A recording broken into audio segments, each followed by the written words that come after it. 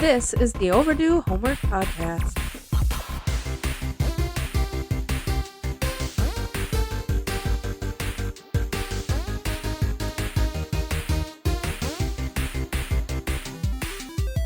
Welcome to the show. That's Trav. I'm Drew. And I'm Trav. This is the Overdue Homework Podcast, and as always, we are here to give you our opinions on 80s and 90s media.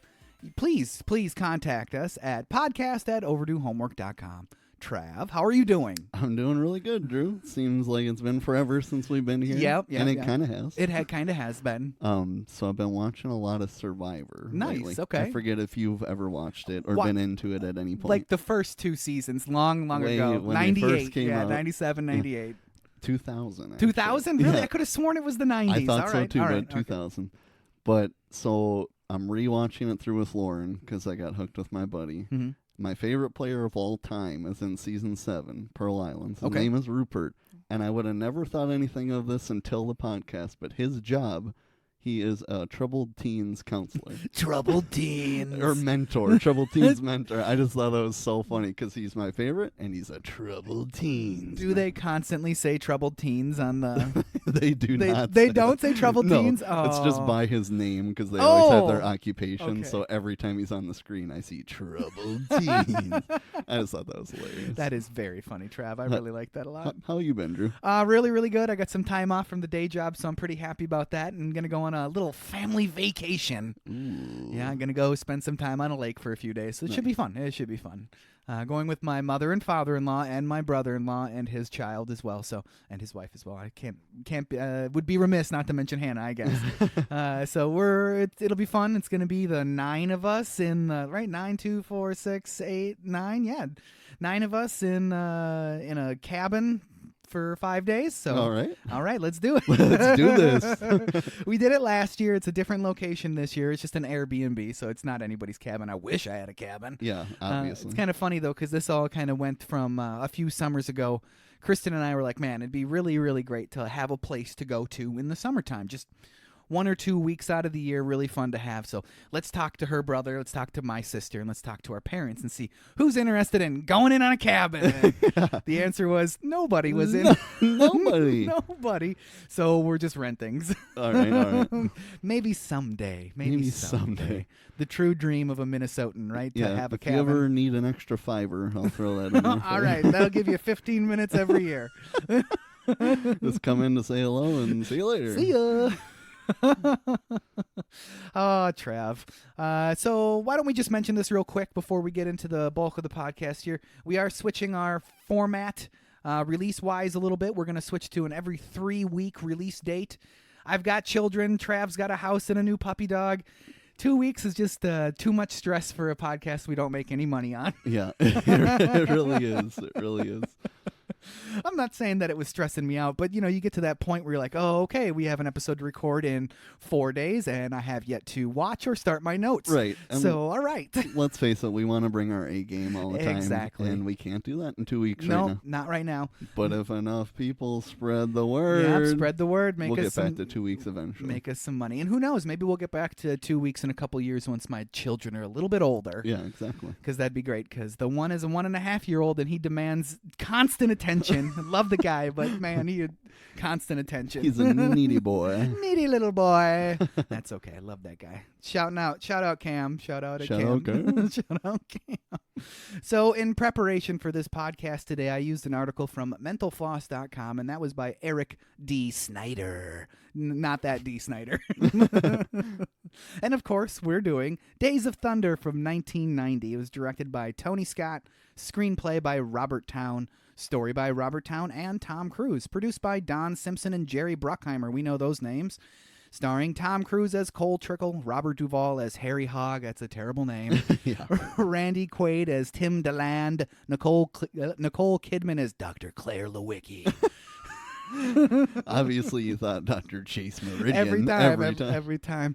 Michael Rooker as Rowdy Burns. John C. Reilly as Buck Bretherton. He was Shakin' and Bacon before Shakin' and Bacon was cool, right? Carrie Elways as Russ Wheeler, which he's kind of a weird casting in this movie. He's just Carrie Elways does not put off villain vibes. He does not. He does not put off, but that's okay. He still did a great job. Cinematography by Ward Russell, edited by Bill Weber and Chris Lebenzon. Music by the affable Hans Zimmer. Production company was Don Simpson, Jerry Bruckheimer Films, distributed by Paramount Pictures. Released June 27th, 1990. Budget of $60 million. Box office of $157.9 million, and that is $372.6 million in 2024. Damn. It's a pretty good amount of money. That is. You would think with a $60 million budget summer blockbuster by Bruckheimer and Simpson that this movie would have done a little bit better than it did. Yeah, that's true. It's pretty star-studded. It is very star-studded, and it has that very popcorn movie feel that you would get from an 80s and 90s movie. That is for sure. So should we hit that breakdown, Trav? Let's break it down. Let's break it down. Days of Thunder, 1990. I always thought of Garth Brooks with Days of Thunder every time because, thunder rolls. I don't know. I'm a big 90s country guy. Nice. Don't fault me for what I listened to growing up because that's what was on in the car growing up. So I'll spare you my Garth Brooks impression, that is for sure. Our movie, it opens up at Daytona. It's race day, and the infield is packed. Short shorts, Confederate flags. That's what you see. 5 of them. 5 Confederate flags.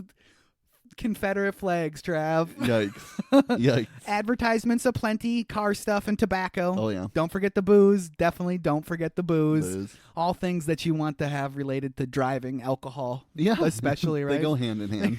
Alcohol and driving, hand in hand. It is a very great opening, very Top Gun-esque. Yep. And like most of this movie, it's shot in the golden hour, like that moment right after the sun goes down. And It's just got that orange haze. It looks exactly like Top Gun. Huge missed opportunity with no danger zone. Huge missed opportunity. Huge. So I'm just going to throw it out there now, and I was maybe going to talk about it later, but I'm going to talk about it now. Why was it not just Maverick? Why not a loose sequel? He's washed out of the Navy, and now he's looking for something exciting to do. Would have worked perfect. Some dude's like, "Hey, you Iceman, you should go race NASCAR." Right? And then it's just him racing NASCAR. Pete Mitchell, NASCAR star. He's even got a NASCAR name, Pete Mitchell. Yep, they dropped the ball again. They should have just because it would have worked perfect because he's never raced before. Exactly, it's already written into the story. Exactly. Come on, he clearly got this role because of Top Gun. Yep. Loose sequel. Should have been just a loose sequel to Top Gun. Same thing, but just in cars. I mean, that's what the movie is, basically. It's and then we can get cars. a few more years. We'll get a 25-year sequel like we did with Top Gun. Yeah, I would love a sequel to Days of Thunder. Just like the same treatment that the new Top Gun Maverick gave Top Gun. Oh, same. I would love that. New punks come in and, Cole's got to get in there and take over. Got to come up with some other weirdly phallic names like Harry Hogg and Dick Trickle. It's not Dick Trickle, it's Cole Trickle, but Dick Trickle's better. That's a real dude that actually raced NASCAR. Dick Trickle. Dick Trickle. Oh my God. That's a real dude. That's a real dude. Dick Trickle, lap 56. Oh, man. So the soaring music, we got rumbling engines, and don't forget about Rowdy Burns. He was the reigning champion from last year. We can thank Paul Newman for this film's existence. Nice. We'll take it, Paul. Thanks a lot, buddy. Paul is he was a part-time racer and an iconic actor. He shared his enthusiasm for motorsports with Tom Cruise when they made the movie The Color of Money together, which would be a great movie for this podcast. I would love to do The Color of Money sometime. More Cruise. You can't go wrong with more Tom Cruise. The two were introduced to NASCAR team owner Rick Hendrick, the inspiration for Randy Quaid's character, coincidentally. They let Cruise drive a stock car himself, and Cruise's reaction after taking the car around the track at 175 miles an hour, "Hey, we got to do a movie about this." There you go. Tom Cruise, we got to do a movie about this, and they did it. Flash to a nondescript farm. Tim and Harry are having a little conversation out in the field. Tim wants Harry to build him a car, but Harry's retired, and Tim doesn't have a driver. If you built the car, I'd get a damn driver. Yeah, washed up driver. Tim has somebody in mind, though, luckily. Take a look at him. if he had to take a look at him, man, he shouldn't have to take a look at him, right? He's a washed-up driver. Harry doesn't want to deal with this shit. He's like, come on, man, I'm retired. Some dude died, and now I retired. Yeah. Plus the little fact that the last time Harry was involved in a race team, the driver, he died. Not a good look. No, it's not. It's really not. Not a good news, though. Tim convinced NASCAR to not investigate Harry if he comes back. How the hell did you sell them on that? I'm a hell of a salesman. How the hell did he sell him on? Makes no sense. No. If you come back, we won't investigate. Even though we're pretty sure you killed the guy. We're pretty sure. It's your fault. It's like 99%. But we won't. We want you back in the pits. We want a little controversy. Makes no sense. It makes very, very little sense. At the track now, and Rowdy is tearing around the track, testing his car. That's a race car driver right there. But where's Tim's new driver? Turns out Tim's new driver, he's a former IndyCar driver, and a good one at that. A laundry list of achievements under his belt. Rowdy pulls into the pit. Thanks for letting us use the car, Rowdy. What? Use his car? Rowdy is none too pleased with the idea of someone else running his car. Who's the driver? It's Pete Mitchell. I mean, it's Cole Trickle. Even their names have the same cadence, don't they? On his sweet-ass motorcycle. Yeah. Tom Cruise loves himself a motorcycle. He sure does. It should have been the same person. Come on! So Tom Cruise's character, Cole Trickle, was loosely inspired by a real NASCAR driver, not Dick Trickle.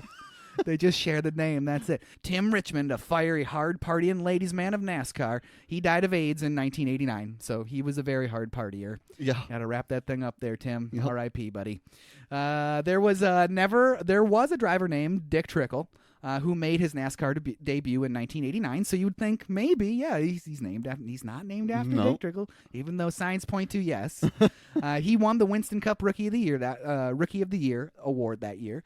Apart from the last name, he had nothing in common with Cruise's Cole Trickle. I just don't buy it, really. If he's a rookie and Cole's a rookie, like, why even deny it? Be like, okay, it is a little inspired by him at least. Right. Why even deny it? Only thing I can imagine is, they started production before then. That's very possible. In 1990s, that's very, very possible. Harry, he's getting cold feet on the whole situation.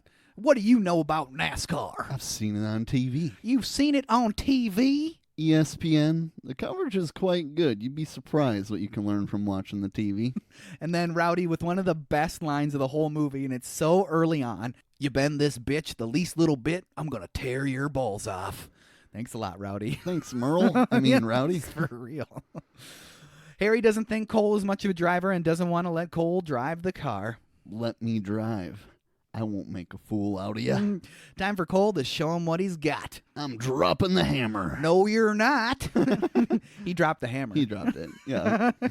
Cole ends up being faster than Rowdy, 31 seconds flat. That's good enough for pole position there, Cole Trickle. Nice. You run good. Now get your own car, and let's see how you do in a crowd. Thanks a lot, Rowdy. So why did Cole Trickle stop racing open wheel? He lost his ride. Why? It doesn't matter. He was going to quit regardless. A stock car is a stock car.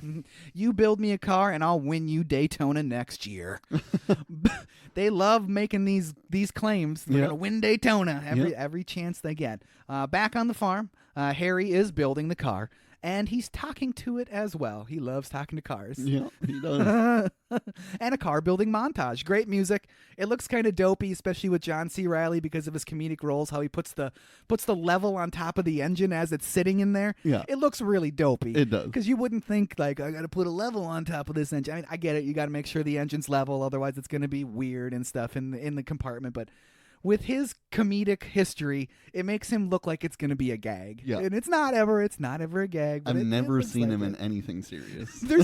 Step Brothers is one of my favorite movies of all time. Yeah, I can't think of another serious role that he has off the top of my head, but I know towards the earlier part of his career, there were a few more serious roles that he would have been in. Some great music. I love the montage, and that yellow and green number 46 is revealed, and it looks pretty dang sweet, if you ask me. I really love the look of those cars. Those stock cars, there is definitely a sense of nostalgia for me with them. I was never a really big stock car guy growing up, but when you grow up with 36 channels and ESPN is channel 26 and that's what's on a Sunday afternoon, that's what I would watch. Yeah. I would watch NASCAR. Yeah. And just the look of those cars, those Luminas and those Tauruses, like, wow, that just transports you back into a certain age of your childhood. Where you're wow, I love the look of those cars. That is for sure. Love the look of those cars.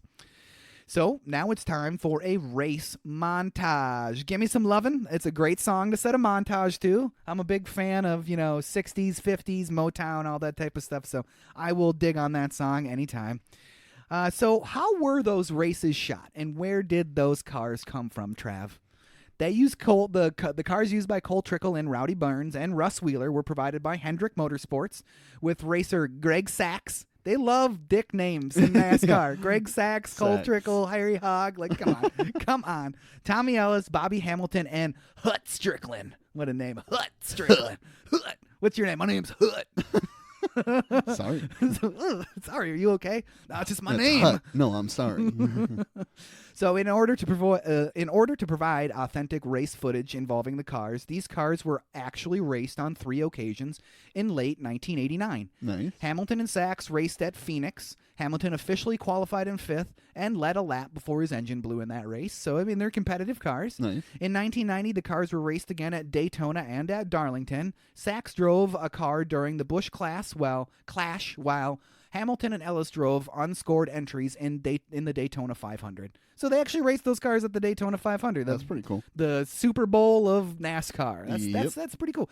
You can, if I understand correctly, anybody can basically enter a car in the NASCAR, in the Daytona 500. If you have the money and you have the vehicle, you can enter a car in it and just race the 500 if you wanted to. Nice. So Snoop could be in next year's Daytona 500. He could. That's pretty awesome. With the trajectory, the career trajectory that he's been on lately. Oh yeah. It wouldn't surprise me. Yeah. Snoop all of a sudden racing NASCAR. Smokeless fire pits and Bic along the side of his car. And the spokesman for the 2024 Summer Olympics, basically, which is amazing. If you would have told somebody in 1993 that Snoop Dogg would be hosting the Olympics in 2024, they would have said, "You crazy, man." Seriously.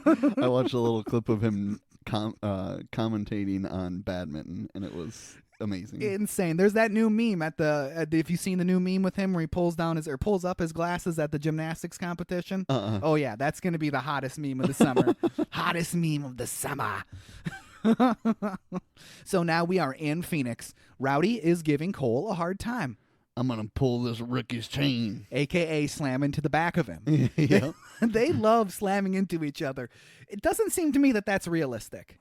No. I don't think it is. I understand that the contact is made in NASCAR. I definitely wondered that watching the movie. Like, does this actually happen that often? I don't think so. I feel like once it does once, one of the two cars is paying the price. There's no way you're just continually ramming into the back of a car or slamming him into the wall over and over. Come on.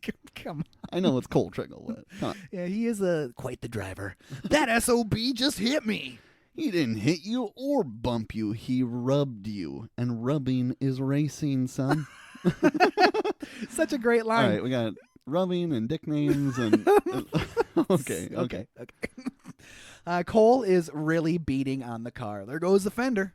There goes a quarter panel. So they go into the pit because his car's falling apart. Yeah, no option.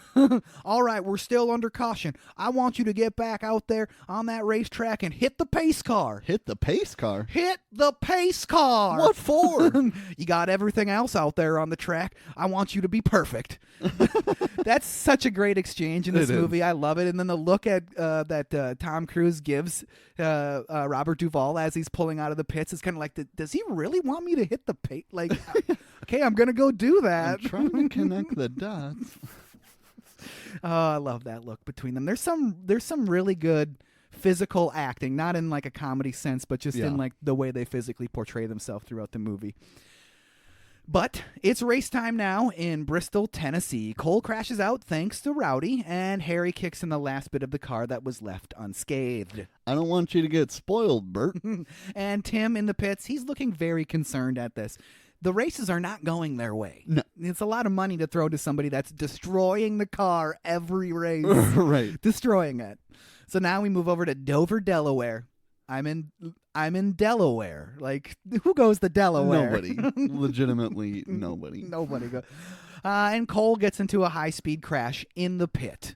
Uh-oh, this is going to hurt. AKA, this is going to, like, kill you. Yeah. How hard he went into that pit wall, just dead on. Like, that's going to kill you, man. You're dead. You're dead. The movie's over. The movie's over. You're dead. We're switching main characters.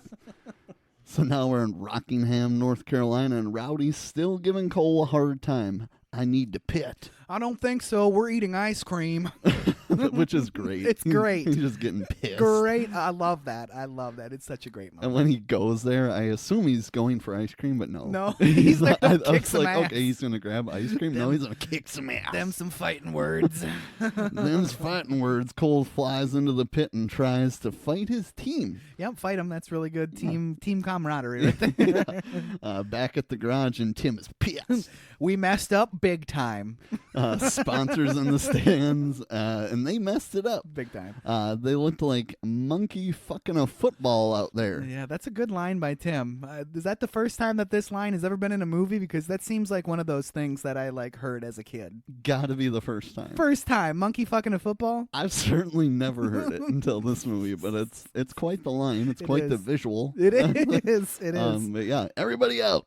Not Harry and Cole, though. Tim wants to know, what's the deal? What's the deal, yo? What's the deal, yo? Harry and Cole are at odds. Harry wants the driving one way, and Cole wants to do it his way. Shocker.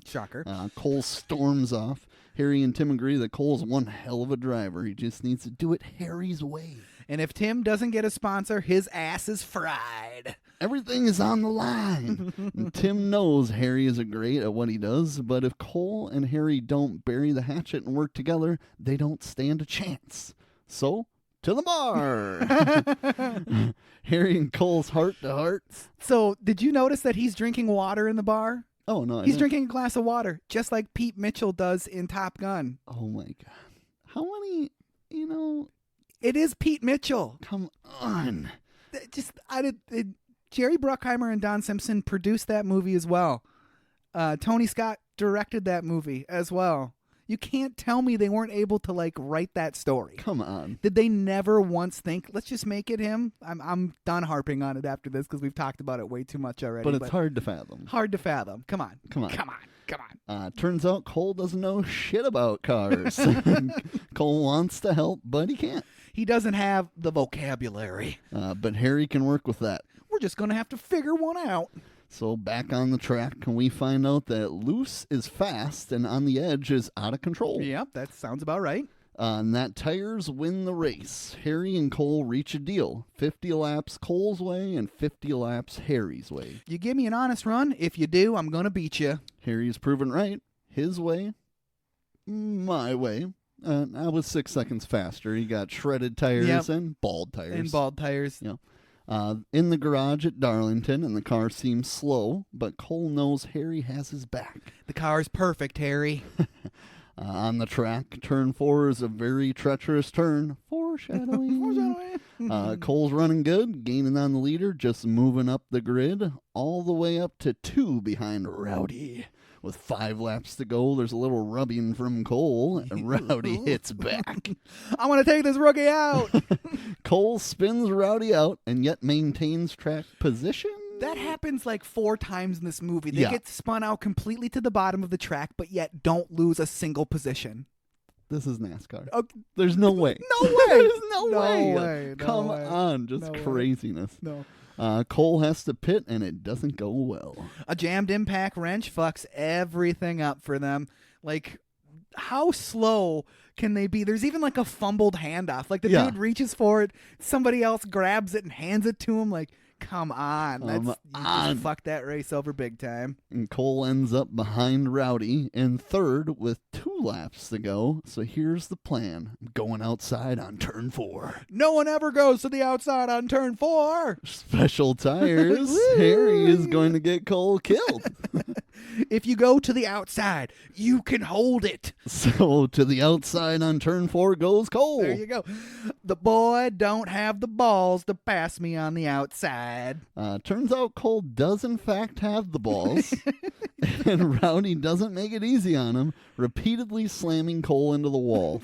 Just over and over Just and over. Over and over and over. And it's not even like a gentle, like, go over there and, like, just start rubbing them into the wall. No. When you see the in-car camera, they're just jerking the wheel over, just slamming each other. Man. If this is a video game, your car is totaled and it's over. You're restarting the race. It's over. But it's fine. It's because over. It's a movie.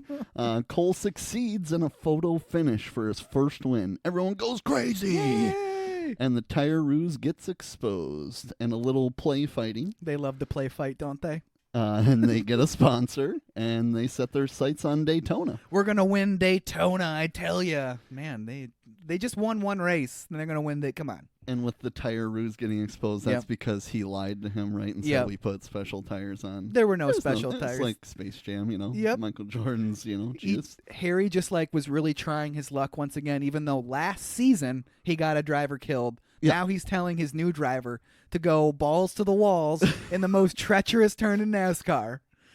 I got you special tires. It's fine, dude. The investigation's over. So I can, make it 2. It's fine. Yeah, I'm not going to get. I'll just quit this time again. It won't get investigated this time either. So we're back on the road and we're getting drunk because, like we said, that goes hand in hand. Yes, it does. On moonshine. Gross. Very gross. Disgusting.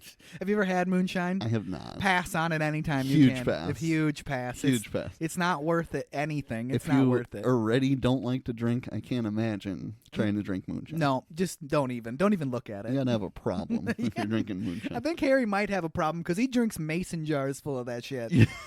Come on, Harry. We learned how Cole lost his ride. The team owner was a con man, and that con man was Cole's father, and that's pretty fucked up. That is fucked up. Pretty fucked up. It fucked Cole up big time. It did. That dick trickle. Cole has some serious trust issues now, as would anybody. Anybody, yep. Then more play fighting. More play fighting. We learn that Buddy Brethren was Buck's dad. That's pretty cool. Yeah, Buddy Bretherton. And Buck is John C. Reilly's character. Yep. And it happened last season, and Cole's all asking about it, like, so what happened? Like, this just happened. And kind of like, that's kind of weird. It was just kind of a weird scene to me. Yeah. And Harry was kind of responsible for his death, although we never got any real answers as to what really happened, just a couple of different stories. We never get a real answer to what actually happened, just a couple of things, like, did he have a heart attack? Did he pass out because of Harry? Yeah. Was he already a dead man because he didn't want to get in there? Yeah. Okay, whatever. Did he get rubbed too many times? No time for further discussion. The truck is getting pulled over, and Cole is getting felt up. His dong was fake, right? Yeah. That thing was like down to his friggin' knee. Like that thing was humongous. That was like me, myself, and Irene growing down to the knee there. Yeah. Then propositioned by a prostitute? They never really explicitly say that it is a prostitute, but I'm pretty sure she was a prostitute. I'm guessing. It certainly seems like you don't normally pay like just some chick off the side of the road. Well, I guess you do pay some chick off. You don't normally just pay some chick to sleep with your friend, right? Right. That's a prostitute. That's a prostitute. That's what we call those. How awkward would that have been for you, Trav? Very. Everybody's like, woo, yeah. Like, what the hell is happening? Harry and the boys just thought you might like me. That sounds like a weird cover for I'm a prostitute. Very, yes, very. I just thought you might like me. I don't know. I'm a prostitute. I work at Wendy's down the street, back on the track for the Firecracker 400 at Daytona. Are these real? Do you know? I think so. I think they're real races. I don't know specifically, but it seems like why would you have other races that are actually real and then throw in like a weird one that's not real? That's a good point. So I think that they are real races. That is a very good point. I just never heard of the Firecracker 400. Me neither. But it's pretty cool. Yeah. And it's Rowdy and Cole 1 and 2. Shocker. Cole's working on Rowdy's bumper. He's rubbing up on it. And Rowdy is forced to let Cole buy or face the dreaded black flag. He gets forced to pit under a black flag, effectively eliminating Rowdy from the race. So that's why I understand that you would want to have him pass by so you don't get eliminated from the race. That would probably make sense. That makes sense. But Rowdy isn't going to just let Cole pass. No, he's going to slam him in, causing another spin out. But Cole recovers and is surging back through the pack again and gaining second place right behind Rowdy, because that's how it works. Piece of cake. The crowd loves it, obviously, because it's miraculous. Miraculous. So why wouldn't you? Never seen this before on the racetrack, ever. But there's a crash in turn 4. First, Rowdy drives through and spins, and then Cole goes through T-boning Rowdy, resulting in an amazing car crash. That was quite the car crash. Yeah, it was a very good stunt, and I loved seeing it on film. It was really fun to watch. Amazing. Yes, yeah. It was really cool. So off to the hospital. Dr. Claire Lewicki is on the case. Rowdy seems to be doing pretty well, but Cole is blind. And that ain't good. That ain't good, Trev. That ain't good. He's freaking out, as would anybody. Can I get an explanation? I am blind. Cole's got a bruised brain, and it's affecting his vision. But don't worry, Dr. Claire Lewicki is going to take care of him. This is where Tom Cruise and Nicole Kidman met. They met on this film. That's cool. It was Nicole's first American film, and she and Cruise started dating while the movie was being shot. They were married on Christmas Eve, 1990, 6 months after the film's release. That's pretty quick there. That's pretty quick. That's pretty quick. Trickle. That's pretty quick there, buddy. The next morning, and Harry spent the night, and Cole is high as shit. He really Got some good drugs in him. Harry leaves to get the dock, and with the rest of the crew, with a giant bowl of fruit, and they're all holding Coke cups. It was really weird. They just bring in this enormous bowl of fruit. Like, it was just the weirdest thing ever. And it was 99% grapes, and there was like a couple of bananas on the side. I'm like, what's with the giant thing of fruit, guys? I don't know. What's with the giant thing of fruit? That's just very, very weird. Anyways, Cole thinks Dr. Claire Lewicki is a prostitute and forces her to touch his penis. That's what happened. I'd say that's problematic. That's definitely problematic, and she reacts to it a lot different than you would expect. She takes it pretty well. All things considered. It's got to be because she knows how drugged up he is. I guess. I don't know, but I thought she took that very well. She really did. That's interesting enough, Mr. Trickle, but that's not my specialty. She's not into you, dude.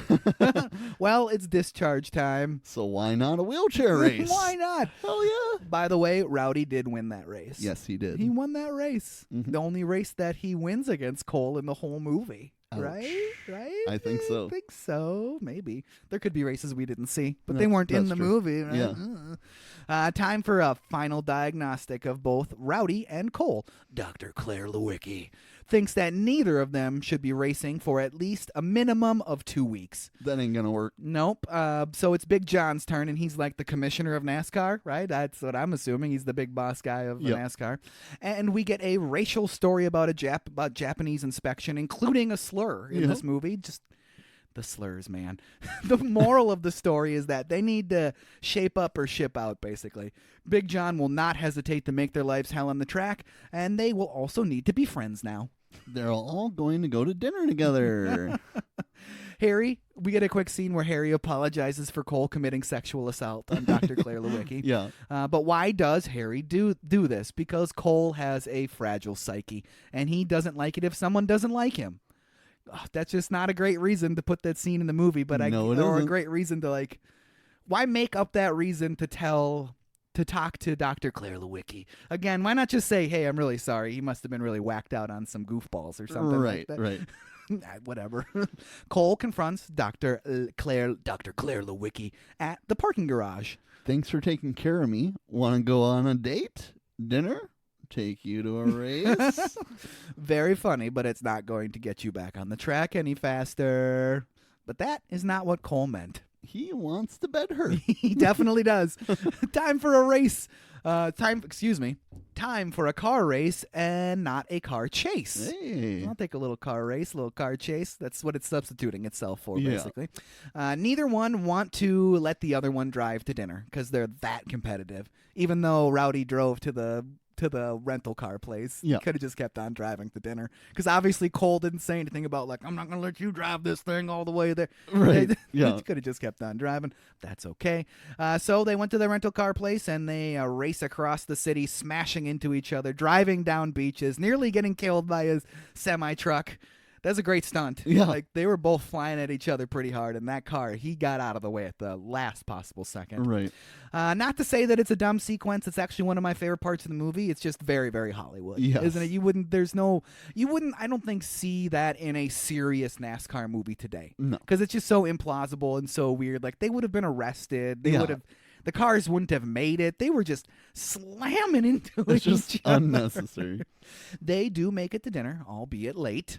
Too close to call. I love that bit when they get out of the elevator. Both of them buttoning their collars, and they're like, yeah, too close to call. Big John, he smoked a whole pack of cigs while they were waiting for him. That's dedication to the habit. That is dedication to cancer right there.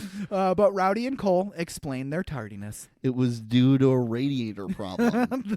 The knowing looks that they share it's the best. Yeah. And it turns out that they're besties now. Yeah. They're the best of friends now. That's all it took. That's all it took. 2 near-death experiences. Yeah, that's the other thing. They're slamming into each other, and they both are recovering from massive head injuries. Yeah. Okay. No big deal. Back at the shop, and Cole is trying to get in contact with Dr. Claire Lewicki. And we meet Russ Wheeler. He's going to be driving for Harry and the team while Cole is out. It's a real pleasure to race your car, Mr. Trickle.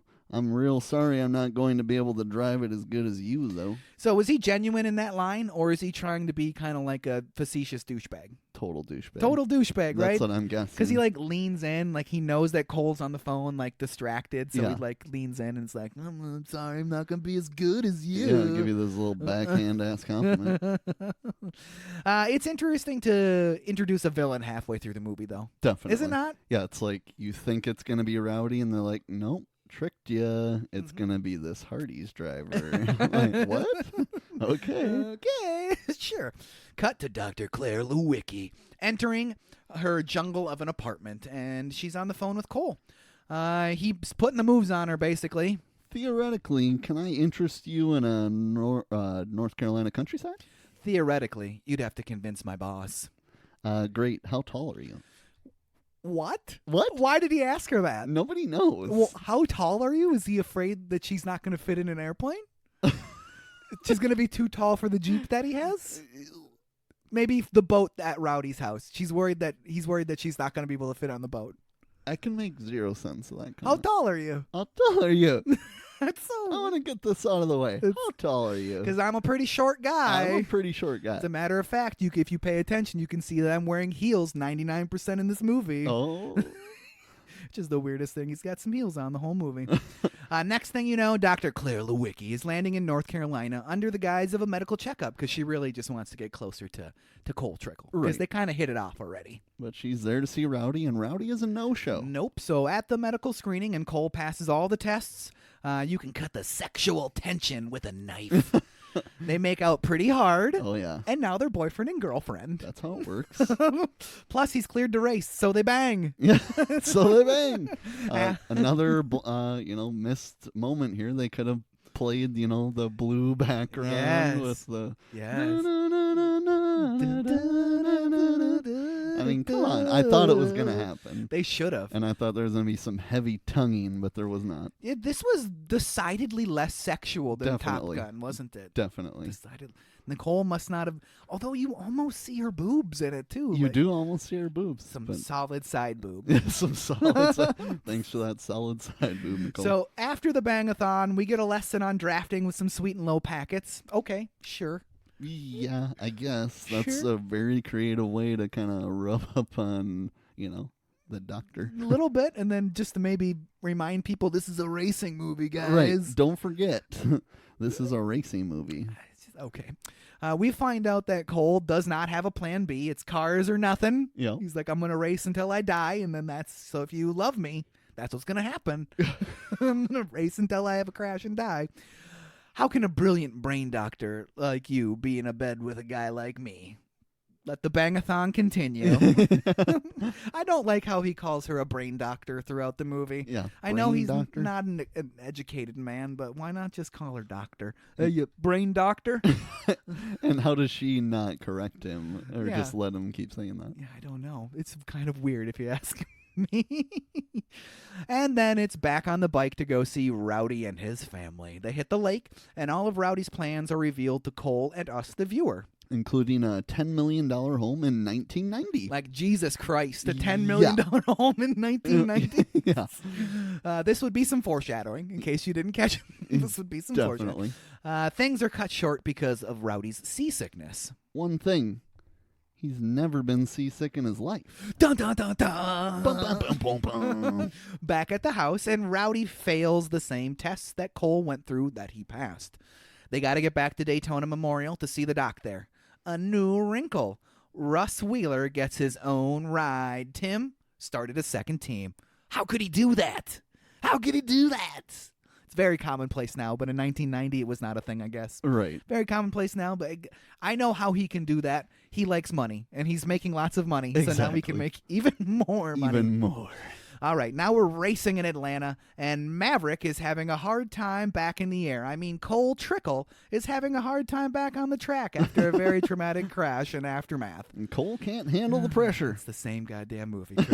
So he intentionally blows the engine to get out of the race. 9,400 RPM, that's going to blow an engine. That'll do it. So at the garage, Dr. Claire Lewicki is on the phone with Cole, telling him about Rowdy and the fact that he needs to get to the hospital as soon as possible because his brain is probably bleeding. Yeah. Harry confronts Tim on the whole two-team thing. Tim assures Harry that he knows that Cole is the one that got him here, and he won't forget that. And all Harry says is, yeah, sure. Okay, Harry Hogg is not believing Tim right now. No. Racing again in North Carolina. North Kakalaki, take your shirts off, swinging around your head like a helicopter, right? Isn't that the song? I don't know. Dr. Claire Lewicki is there. Why hasn't Cole gone to see Rowdy yet? Of course Cole hasn't gone to see Rowdy yet. Drivers don't want to be reminded of what can happen to them. They don't go to a funeral or hospitals. You get a driver to go to a funeral before he's actually dead, and you've made history, Doc. That is one hell of a Robert Duvall as Harry Hogg impression. That was really good. It sounded exactly like him in my headphones. Time for Cole and Russ to hit the pits. Russ blocks Cole in. What an ass. Move the son of a bitch. They make it out of the pits, and Russ is making life hard for Cole, spinning him and popping his tires. Wheeler takes the checkered flag, and Cole hits the pits. Change my tires. I don't know what for, Cole. The race is over. Change my tires. And then, wouldn't you think as a pit crew, you'd be like, I'm not doing that. The race is over. Exactly. There's no way you do that. He probably really wishes that he hadn't changed his tire because Cole flies out onto the track and tries to murder Russ Wheeler. Does he not? He does. Just straight up murdering, trying to murder him. He definitely tries to kill him. Just tries to murder him. Plain and simple. That's all it is. And he just recovered from an accident. Yes. And not only do they just, okay, I guess we'll change the tires. There's no way. No way. There's no way. And it's funny, too, how the announcer guy at the track is like, looks like we got a little post-race activity. No, you're witnessing a potential murder right now. Right. Well, both of Tim's cars got destroyed, so Tim fires Harry, Cole, and the entire pit crew. You're all fired. I just can't get over that. He tried to kill Russ Wheeler. Definitely. And then, later that day? I don't know. Is it the next day? Is it the same day? No one knows. Nobody knows. Cole is dropping off Dr. Claire Lewicki. He's going to head to see Rowdy. She wants to go with. But not before a high-speed chase. I mean, what's up with that cabbie? Honestly, do people really just rear-end other drivers when they're not moving fast enough? I've never experienced that in my life. To be fair, Drew, you were not driving in 1990. That's true. I was not. Maybe Times were different. It's a 90s thing. You get rear-ended if you sit somewhere long. Anyways, Dr. Claire Lewicki wants nothing to do with this crazy road raging behavior, so she threatens to get out of the car while it's still moving. Stop the car! Stop the car! Stop the car! Stop the car! Stop the car! So Cole stops. Good for him. And they have a little chat and get away, or I'll call the police. And she has no cell phone. It's 1990, and they're in the middle of a parking garage. What kind of empty threat is that? Police! Police! She tells Cole he's scared, and control is an illusion. Get over yourself. She also despises Cole for making her act like a doctor to her boyfriend. Like, you even made me sound like a doctor. So Cole heads to a racetrack adjacent laundromat and cleans his whites. Like, There is a laundromat right next to a racetrack? That's so weird. It's so weird. He's just hanging out in this laundromat. Perfect spot for it. Sure. He realizes that he needs to go see Rowdy, so we're at Rowdy's. Why are you here? His wife, Rowdy's wife, is even like, what are you doing here? Like, you're not supposed to be here. You're breaking the code of the NASCAR driver.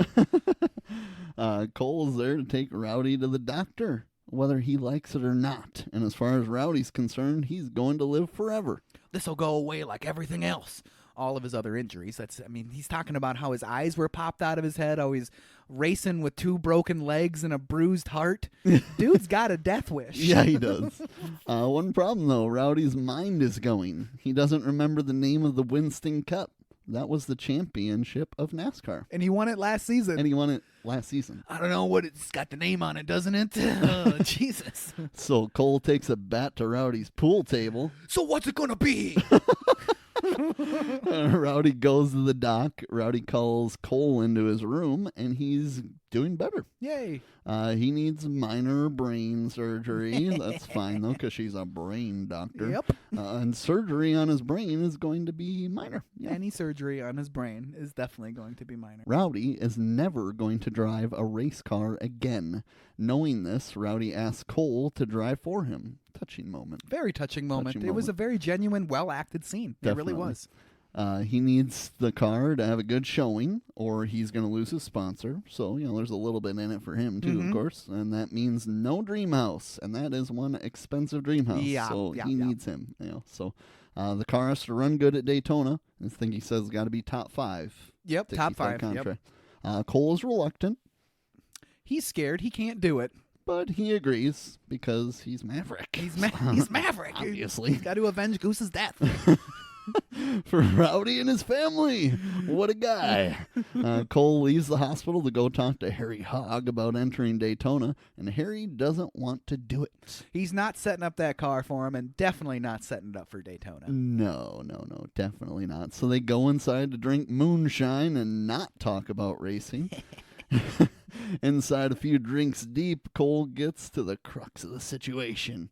Why won't you set up the car for me? Ever since Cole and Rowdy crashed, Cole has been waiting for the other shoe to drop and for something bad to happen to him, happen to himself. Yeah. Harry knows that he blew the engine in the last race on purpose, and Cole can't race at Daytona without Harry. No, you can't do it, period. And I ain't going back out there, Cole. In the garage, Cole presses Harry more on Buddy's death. Nothing killed Buddy but his imagination. Why didn't you let NASCAR investigate? Because Buddy shouldn't have been in that car in the first place. Harry blames himself for Buddy's death. And he should, because it sounds like he was the cause of Buddy's death. Yeah, the sole cause. Yeah. I have to ask you something about Harry. Before Buddy hit the wall, how was he actually doing in the race? You son of a bitch! You get back in that car and you'll die! So, obviously, Buddy was doing poorly in the race, right? Yeah. That's why he reacted so badly to that? Right. I'm guessing, okay. Yeah. It's not my car, it's Rowdy's. You think you can run away from your bad luck in a different car. You just want to race again. Why do you want to get back in that car so bad? Rowdy asked. Horseshit! You just want to race again. Yeah, and so do you. You're scared. And so are you. I need this, Harry. I don't have anything else. You've given me a life. God damn it, I don't want to lose it. Just put me in the race car. Trust me. Let me drive, Harry. I won't make a fool of you. I don't know how this is going to turn out, Cole. Neither do I. My impression of Harry Hogg kind of devolved into like a southerner from South Park a little bit there, but that's okay. We'll just At Daytona, the mellow yellow car. That's a badass car. It's the coolest car in the whole movie. For sure. The Hardee's is a close second because of its color scheme. It's pretty badass. Pretty badass. Yes. That mellow yellow product placement was for real. For real. Because I drank mellow yellow in the 90s. Hell yeah. I ain't doing it now. Nope. And maybe it's because I'm not watching NASCAR. It could be, man. It could be, dude. Hear that, mellow yellow? You hear that? Sponsorship. NASCAR is known for displaying their sponsor logos on their cars, so it wouldn't make sense to make a NASCAR film without similar decorations on the fictional drivers' vehicles. It would have been really interesting if they would have done like all fake products. Yeah. It's like weird one-off products. It would have been funny. Yeller Meller. Yeah, there you go. The studio jumped at the chance to make a movie full of product placement that could be justified by the story. Yeah, because Why that's not? easy money. Obviously. Though Mellow Yellow is never mentioned by name in the film, its logo appears prominently on the Cole Trickle car, and a TV commercial tying the soda to NASCAR and Days of Thunder aired in the summer of 1990. The next year, actual NASCAR racer Kyle Petty started driving a Mellow Yellow car and did so for 4 years. Yeah, that Mellow Yellow car was all over the place. I really remember it a lot from my childhood, and I feel like I almost remember that commercial. I probably don't. My mind is probably making it up in my head as I go along. But I just remember that Mellow Yellow car was everywhere, and like my friends and stuff on the playground be like, the Mellow Yellow car. Yeah, it's so cool. And rightfully so, Mellow Yellow sales surged in the mid-90s. Not to be confused with the Pop Surge, No. which was okay. Did you like Surge? I mean, I did, but I don't see the craze over it. No, I just remember, because that probably came out when I was in junior high-ish. Yeah. And so I remember people being like, it's got the most caffeine of any pop. Definitely. You got to drink 10 of them and get wired out of your head. Yeah. Very sugary, I remember it tasting. Very sugary and definitely placebo effect going on. Probably. I mean, I remember, the little vending machine plastic 50-cent things you get. We used to pop them open and pour a little shot of Surge like that was doing anything. Like, come on. I like it. It wasn't doing anything. That's the best. Here he gives the car a pep talk. Loves talking to those cars.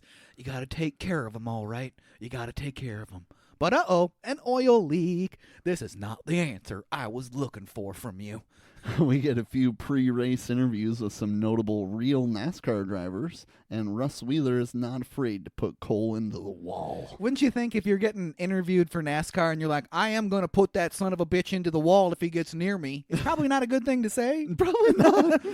Probably not. Probably losing some sponsors, It might especially when you follow through on that. It might be. And then we get a little pre-race pep talk from Dr. Claire Lewicki. Rowdy's doing better, and Cole is still apprehensive. But it's all he knows. Racing is his job.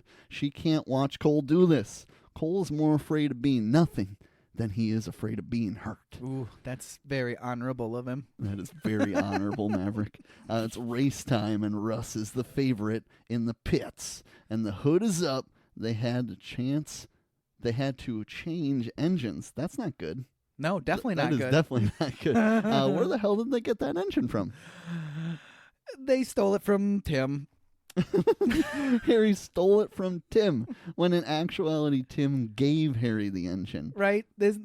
He was aware we find out he was aware that his engine was in his car. Yeah. So is he just trying to trick Cole into being like, drive it like you stole it type of thing? I guess. Okay, sure. So time for Cole to get in the car, but not before an exchange of glances between Cole and Russ and his hot babe of a girlfriend, looking very Bridget Nielsen. She was not Brigitte Nielsen. She was looking very Brigitte. Oh, definitely. Russ's sunglasses are about as tiny as they can get as well. They're like bottle cap size, just cover up his pupils. Like that's like John Lennon to the extreme. Is Dr. Claire Lewicki going to leave? Drive carefully, smooch. Cole all alone in his car. Sad music. No time for that. Start your engines, and they're underway. 56 lap of a 200. He's running in last. What's going on, Cole? No, we're just past the halfway, and there's a crash on turn 3. Cars are sliding down the track. You better go high, Cole. Pick a line and drive through it. You can drive through it. I know it. I know it in my heart. Yeah, well, I don't trust you. Don't trust you. That's not what he says. He says nothing. Nope. Major flashbacks to the crash with Rowdy, but he makes it. I'm through it, Harry. I'm out of here. It's so like Top Gun. It's unbelievable. Seriously. And Cole, he's moving up the grid. The music is soaring, and he's a man on the move all the way up to 3rd place. And he's going to make a hole to get through, spinning out Gant in 2nd place. And now he's right behind Russ. He's going high. Cole passes Russ and is in first place. God damn it. This is it. This is what it's all about. 23 laps to go. Take him now, Russ. He's all mine. So Russ starts ramming Cole. Yeah. Just start ramming him. Starts rubbing up on him. And Cole's accelerator is stuck on the floorboard. He cannot slow down. Get on the clutch and let that son of a bitch blow it. It's over, Cole. It ain't over. Russ spins out Cole. The good news is the accelerator is fixed. The bad news is the transmission is screwed. I'm coming in. Into the pits backward. Like, I feel like that would have just put them completely out of the race, driving backward into the pits. But whatever, it's exciting in the movie. Tim wants to know if they're out of the race yet. Hey, are they out of the race yet? No, Tim, not quite yet.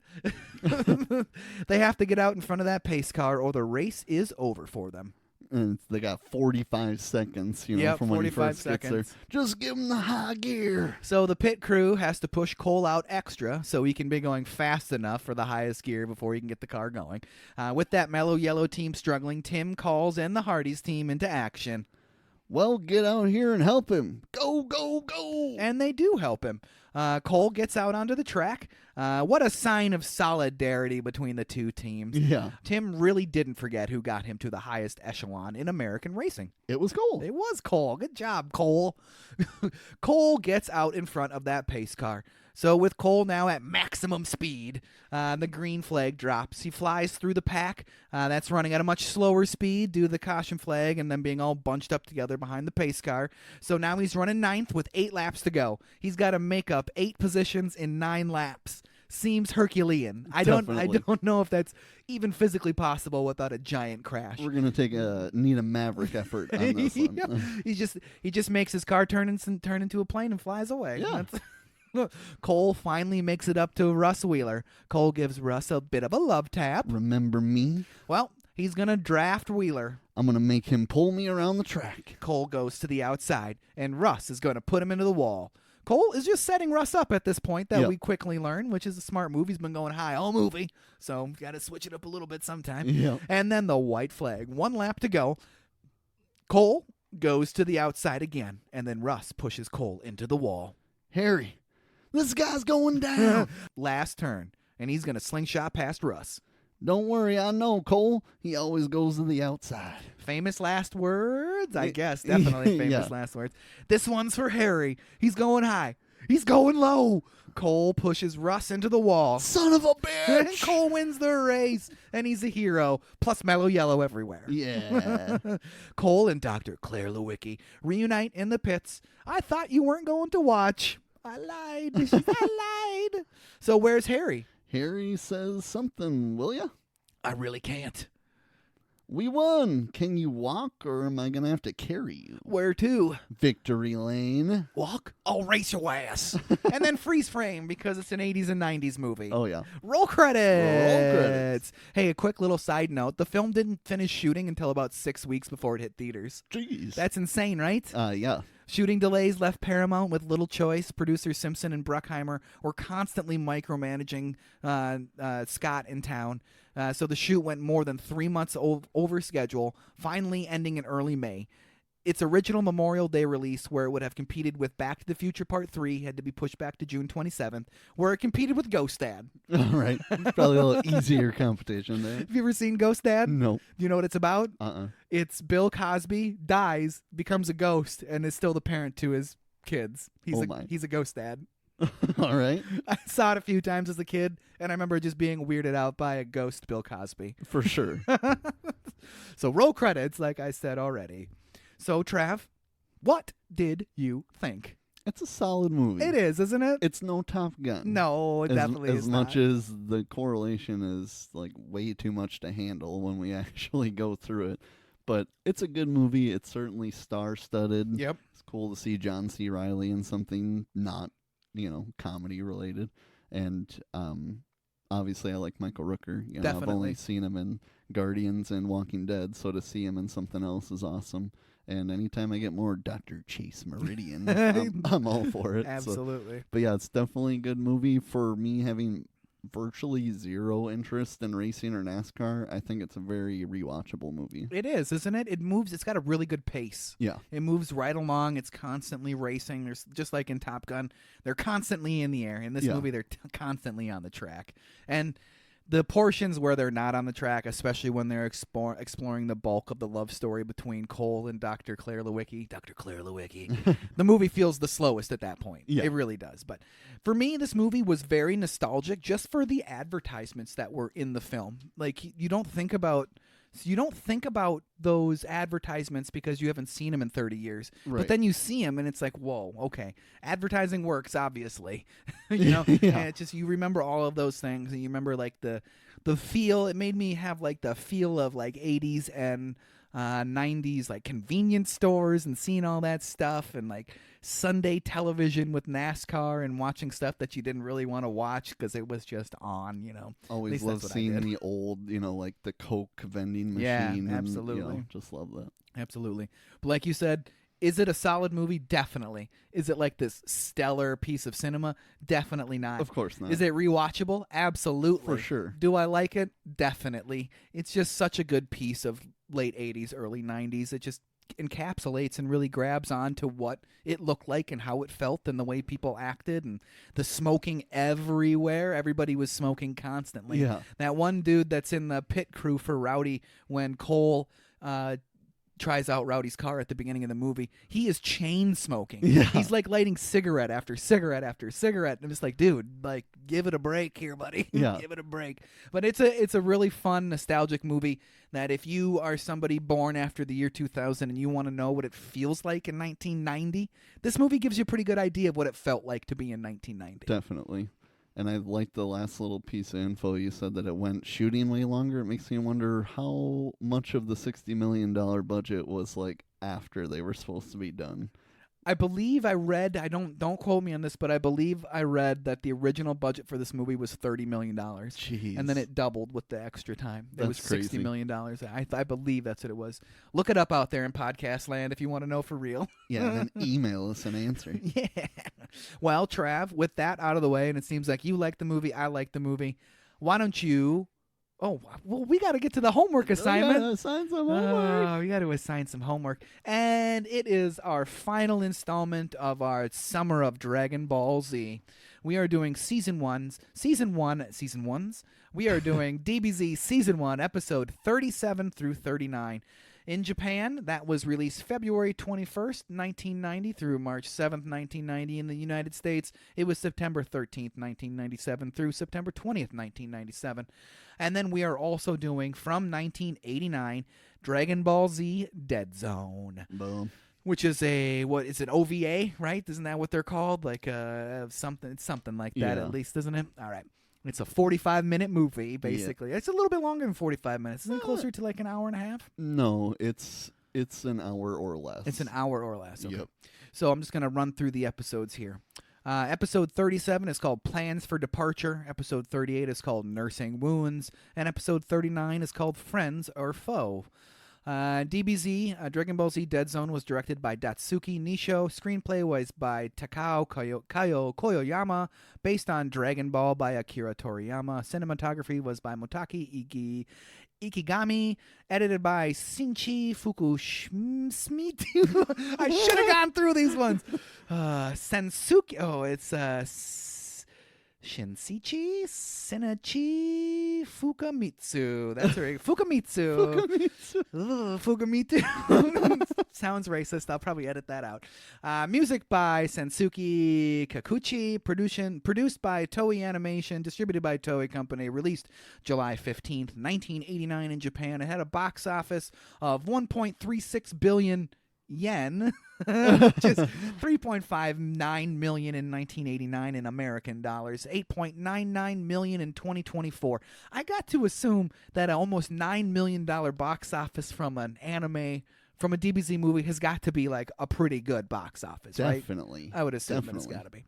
The film was licensed in North America by Funimation, and the home video rights were subleased to Pioneer Entertainment. The Pioneer version was released on VHS, Laserdisc, and DVD on December 17th, 1997. They used the same voice cast as the TV series did at the time and was dubbed by Ocean Productions. Trav, hit me with that outro. Let's get into some emails. So our first question is, did you guys ever build a cool tree house when you were a kid? No, but we built a woods fort. So not a tree house, but a fort in the woods. Nice. So when we moved to the house that I basically grew up in from ages 10 until 22, when I finally moved out, thanks Mom and Dad. Most of the area on the outside of the subdivision was a creek and like a wooded area. So my friends and I, we would go to the creek, which was in this like culvert, because it was like a good, like, when the creek was running low, it was probably good like 6-7 feet down from the edge where the field was. Sure. So we would kind of follow that around occasionally. When it was really high, we would take like our little inflatable kayak thing into it, which is probably stupid to do, but we would do that anyways. But there was this little like area of like kind of like a windbreak for the field that was there, for the cornfield that was there, and we used a whole bunch of the sticks and stuff from the surrounding area to kind of create this little fort area that lasted the whole summer. And then when we went back there in late fall after harvest time, it was completely destroyed. So Mr. Farmer killer. Guy didn't like it very much, I don't think, and was like, I'm gonna destroy those kids' fun little fort that they made. That's all right. Troubled teens. Troubled teens. But how about you, Trav? I'm glad you had a good story, because I've never built a treehouse. I always wanted to. My grandma on my one side had woods, and I had dreams to do that, but I was too young, and we had no wood to do that. So I wasn't going to just start chopping down trees. So absolutely never not. made a treehouse, but I definitely dreamed of making a cool treehouse. I think every kid dreams of a kick-ass treehouse, and I would bet that our intention of going into that like little windbreak area was to like build a legit treehouse. Yeah. But then when we got there, we're like, well, we'll just pile some wood up on the ground and make it easier for ourselves. I remember it being really hot, really buggy, and not comfortable at all anytime we would ever go there. Sucks. This kind of sucks. I want to go watch TV. Right. Fuck this treehouse shit. Next email is, what is a smell that you used to smell all the time as a kid that you don't really smell anymore? And my answer is chlorine. Chlorine, yeah. You would I smell that more now because of my kids being in swim lessons. Yeah. But you're right. That's a really good one, And I Trav. think that's what it was. Some kid came in to work and smelled like chlorine. I was like, oh, yeah, I haven't smelled that in multiple decades. That's amazing. That's a really good answer. I used to live by the pool all the time. Like, I was always going to the pool. And now, nope. I'll go with the easy one, and that's the stale cigarette smoke smell everywhere. Yeah. Everywhere. Unfortunately, I still smell that at work too often. Yes. From customers. But yeah, that's a good one too, because I used to live with multiple smokers, and now I do not. Well, and anytime you went anywhere in public, people were smoking inside. Oh, yeah. Restaurants and everything. That's a thing. That used to be a thing. Everybody did it. Next email is, if you could only have one childhood snack for the rest of your life, what would it be? Cheetos. It's pretty easy. That's a good one. I think Cheetos is an easy one for me because I thoroughly still enjoy Cheetos. And if I had to choose one childhood snack, I think it would be Cheetos because I just love me some Cheetos. So Cheetos is ultimate. Like, taste-wise, amazing. But you get some cheese on your fingies. So because of that, I am picking Goldfish crackers. Oh, yes. Cheddar Goldfish crackers. Yes. You can just pound them. Yes, you can. And worst case, you got a little bit of salt on A little bit of salt, yeah. But, don't have the cheese fingies. No cheese fingies. No cheese fingies. You got to learn how to use some chopsticks and eat with chopsticks. Yep, that is a thing. So that's the rest of the emails. But my question for Drew, so we all know Drew is a big McDonald's guy. Yep, that definitely. was where he went growing up. He still likes McDonald's. So do I. But my question for you is, if you had to go to BK as a kid, what did you order? Like, if I don't know if your parents ever made you go to BK, You're or like, going to BK. You're at a friend's house and they're like, I don't want McDonald's, and you just like had to get BK. So but if you did, what would you order? BK was a lot more common occurrence when I was a kid because there was a couple of them in town. Sure. And the BK that used to be one up on the college campus, basically, that had the whole ball pit and all this like stuff. Oh, so nice. would go there fairly often, honestly. But if I went to BK, I would. Do you remember their like chicken finger things that they had? Yeah, there's like a petition to bring those back. Yes, they were amazing. Yeah. That's usually what I would get. Or the classic chicken sandwich. Sometimes a Junior Whopper. I'm not quite sure when that like came to be a thing, the Junior Whopper. Yeah. But if I was getting a burger at BK, it was the Junior Whopper with cheese, obviously. With cheese. But yes, those chicken, like I can taste them. I can smell them. I can too. As soon as you brought them up, I'm like, oh yeah, I can taste it. They came in pack of 4, right? Yep. Pack of 4. Barbecue sauce. I believe it was barbecue sauce that I would dip them in. That would make sense, right? Man. I know I did go for some of those. Right? I did sweet and sour sauce for chicken nuggets at McDonald's Sure. growing up. That's what I did with sweet and sour That's sauce. what my mom always did, sweet and sour. So good. So good. But yes, they need to bring those things back. I would go to BK every day. I would. They're so good. Every day, have it your way. Yeah. But yeah, that wraps up emails. So make sure you guys email us at podcast@overduehomework.com. Follow us on socials at Overdue Homework Podcast.